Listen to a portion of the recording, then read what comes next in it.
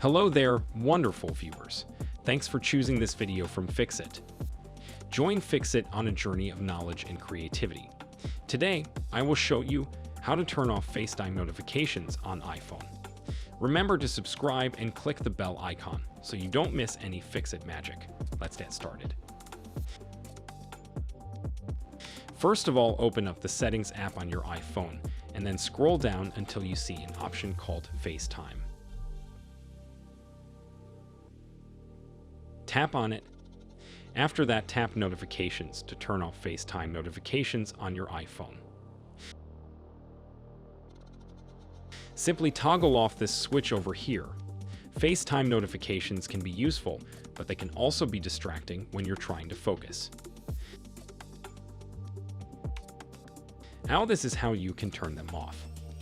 Did this video help you? Comment below if I fixed your problem.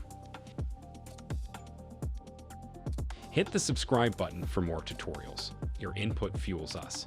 Comment something below you would like to see fixed.